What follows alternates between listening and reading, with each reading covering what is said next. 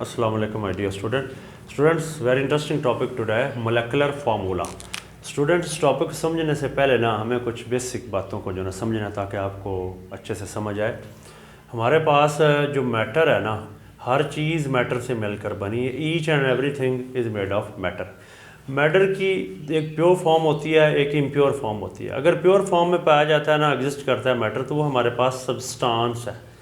और सेकेंडली जो है वो हमारे पास मिक्सचर है। मिक्सचर को भी हम देखेंगे जो कि होमोजीनियस होता है, और जी हमारे पास हेट्रोजीनियस होता है, यानी कि जिसमें पार्टिकल फिजिकली मिले हों, केमिकली ना मिले हों।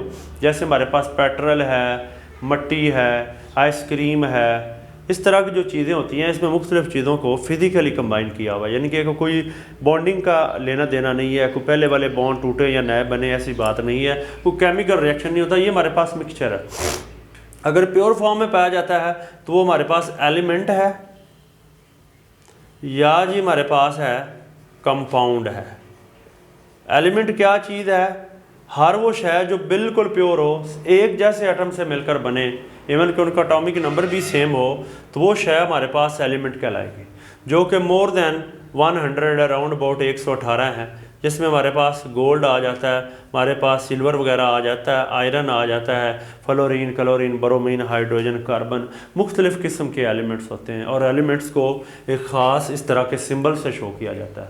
और एलिमेंट जो सारा एक जैसा होता है, उसने किसी के साथ बॉन्ड नहीं बनाया होता, वो सिंगल स्पीशी के तौर पे ही काम करता है। और एलिमेंट्स को सिंबल्स के साथ शो किया जाता है, जो कि फिज़िकली भी मिले होते हैं और केमिकली भी मिले होते हैं। अगर केमिकली मिलते हैं तो वो हमारे पास कंपाउंड बना लेते हैं। जैसे H2O है हमारे पास, इसमें क्या है, हाइड्रोजन और ऑक्सीजन ने अपने बॉन्ड बनाए, केमिकली मिले हुए हैं। यानी कि हाइड्रोजन हमारे पास गैस फॉर्म में पाई जाती है, ऑक्सीजन भी my dear student gas form में है। तो H2O जो है ये लिक्विड बन जाता है, ये हमारे पास लिक्विड फॉर्म में पाया जाता है। अब यहाँ के गैस से लिक्विड में अपनी प्रॉपर्टीज़ इंडिविजुअल जो एलिमेंट्स हैं उन्होंने रिटेन नहीं रखी, यानी कि गैस थे और वो लिक्विड फॉर्म में आ चुके हैं। यानी कि अगर अपनी प्रॉपर्टीज़ कंबाइन होने के बाद रिटेन नहीं रख पाते, लूज़ कर बैठते हैं और केमिकली बॉन्ड बना लेते हैं, वो शय हमारे पास बन जाती है कंपाउंड। और जो कंपाउंड होते हैं उनका एक फार्मूला होता है। जैसे एलिमेंट्स का एक सिंबल होता है ना, इस तरह माय डियर स्टूडेंट जो कंपाउंड होते हैं उनका होता है फार्मूला। और जैसे पानी का फार्मूला H2O है, एक कंपाउंड बेंजीन है, एरोमेटिक हाइड्रोकार्बन है, एक ऑर्गेनिक कंपाउंड है, इसका C6H6 है। तो ये फर्ज किया हमारे पास यहाँ पे एक बर्तन है, उसमें पानी पड़ा हुआ है, वाटर है। तो अब वाटर के अंदर इसके छोटे छोटे मॉलिक्यूल्स होंगे, इसके इंडिविजुअल्स होंगे जो आज़ादाना तौर पे अपना वजूद बरकरार रख सकते हैं। फ़र्ज़ किया ये एक वाटर का मॉलिक्यूल है, उसका एक फार्मूला होगा, हम उसे H2O बोलेंगे, जिसमें 2 हाइड्रोजन और ऑक्सीजन आपस में केमिकली मिले हुए हैं। यानी कि वाटर एक कंपाउंड है प्रॉपर्टीज़ के लिहाज से। उसका जो एक गुच्छा होगा, जो एक उसका इंडिविजुअल होगा, जो अपना इंडिपेंडेंटली अपनी एग्जिस्टेंस शो कर सकता है, अपना वजूद बरकरार रख सकता है, वो वाटर का क्या कहलाएगा जी, मॉलिक्यूल कहलाएगा।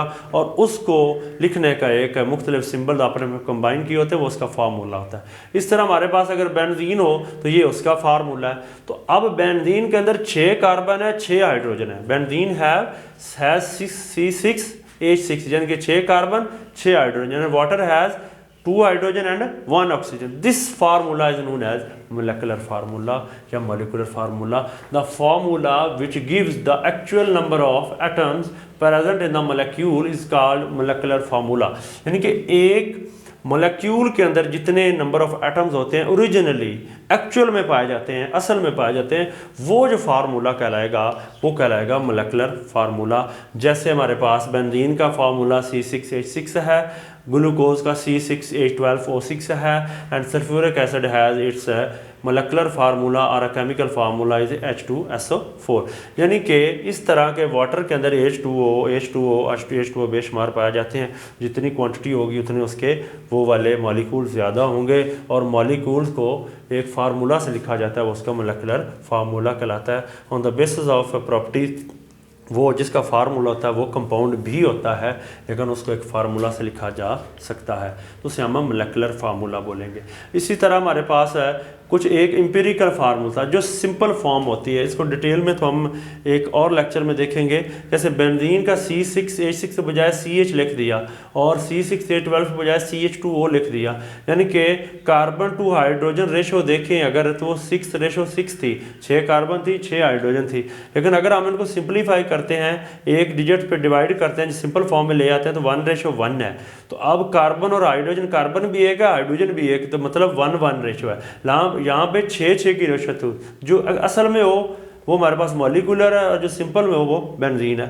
इस तरह इसको हम 6 पे डिवाइड करते हैं, ये 1 हो जाएगा, ये 2 हो जाएगा, ये 1 हो जाएगा, तो ये इसकी सिंपल फॉर्म है। तो जो सिंपल फॉर्म होती है आपके पास एटम्स के दरमियान किसी कंपाउंड के अंदर, तो वो फार्मूला एम्पिरिकल फार्मूला कहलाता है।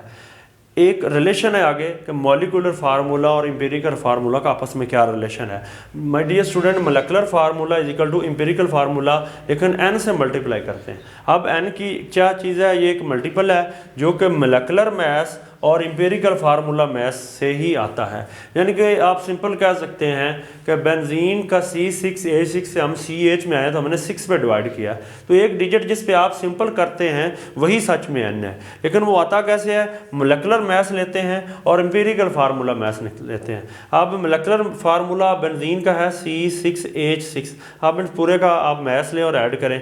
कार्बन एक का एक होता है, सॉरी 12 होता है, लेकिन 6 से मल्टीप्लाई करेंगे, और हाइड्रोजन का एक होता है 6 से मल्टीप्लाई करेंगे।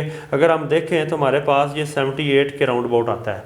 यानी कि कार्बन और हाइड्रोजन का मास लें, हर एटम का अपना मास होता है जो कि उस एटम के अंदर प्रोटॉन और न्यूट्रॉन को ऐड करने से आता है। बार बार ये बात मैं समझा चुका हूँ, ये बच्चों को समटाइम इन चीज़ों का भी पता नहीं चलता, इनकी बेसिस वीक होती हैं कि एक एटम के अंदर जो न्यूक्लियस है उसमें प्रोटॉन न्यूट्रॉन का सम करें, वो एटॉमिक मास है, तो वो कार्बन का 12 है और 6 से मल्टीप्लाई करेंगे, फिर हाइड्रोजन का 1 है उसको 6 से करेंगे, पूरे को जमा करेंगे तो 78 बनेगा। ये बनेगा मोलेकुलर मास किसी भी कंपाउंड का।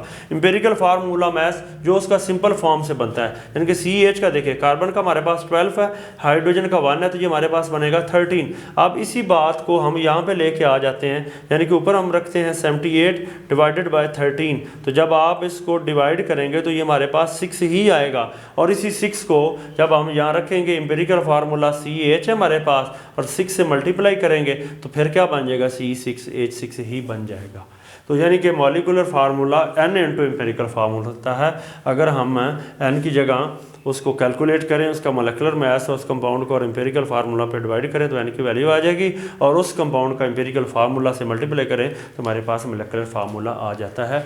ये था आज का हमारा टॉपिक, जिसमें हमने मोलेकुलर फार्मूला के बारे में देखा था कि एक हमारे पास कंपाउंड होता है, उसके मुख्तलिफ मॉलिक्यूल्स होते हैं, और उन मॉलिक्यूल्स को एक फार्मूला से ज़ाहिर किया जाता है, शो किया जाता है, उनकी रिप्रेजेंटेशन की जाती है, जिसमें कम्बिनेशन ऑफ एटम होता है, लाइक वाटर H2O है, हमारे पास कार्बन डाइऑक्साइड के साथ CO2 है।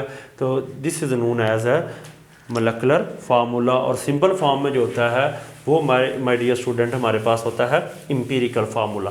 कुछ ऐसे कंपाउंड भी होते हैं, ये भी शॉर्ट क्वेश्चन स्टूडेंट्स आ सकता है इन योर एग्जाम।